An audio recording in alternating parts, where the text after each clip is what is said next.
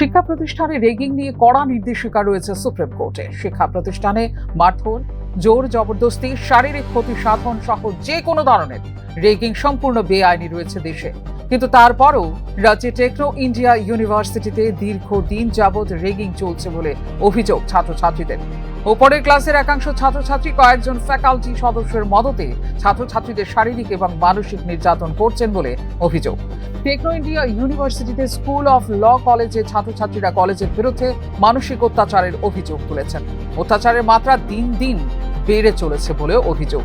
গত কয়েক মাস ধরে চলতে থাকা এক গুরুতর অভিযোগের পর কলেজ চত্বরে বিক্ষোভ দেখালেন ছাত্রছাত্রীরা।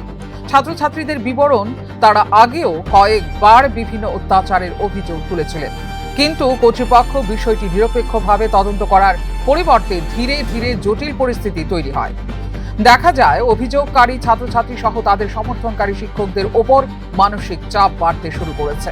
আরও অভিযোগ, কলকাতা থেকে আগত বেহিলি মজুমদার সহ কয়েকজন ফ্যাকাল্টি সদস্য রাজনৈতিক প্রভাব খাটিয়ে অনৈতিক কাজ চালিয়ে যাচ্ছেন।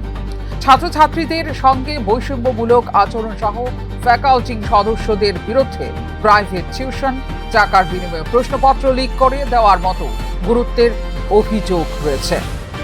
বিভাগীয় প্রধান অমরজিৎ কর্মকারও রহস্যজনক কারণে অভিযুক্ত শিক্ষকদের বিরুদ্ধে কোনো ভূমিকা নিচ্ছেন না। অসন্তুষ্ট ছাত্রছাত্রীদের একাংশ এদিন দল বেঁধে স্টাফ রুমে গিয়ে ফ্যাকাল্টি সদস্যদের সামনে বিক্ষোভ দেখান।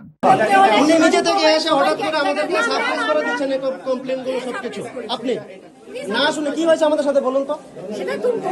আপনি কোথা থেকে আসলেন? কোথা থেকে আসলেন? ম্যাটারটা বলুন, ম্যাটারটা বলুন, ম্যাটারটা বলুন, আমাদের ম্যাটারটা বলুন। না কি ম্যাটার আপনি বললেন জানেন, বলুন।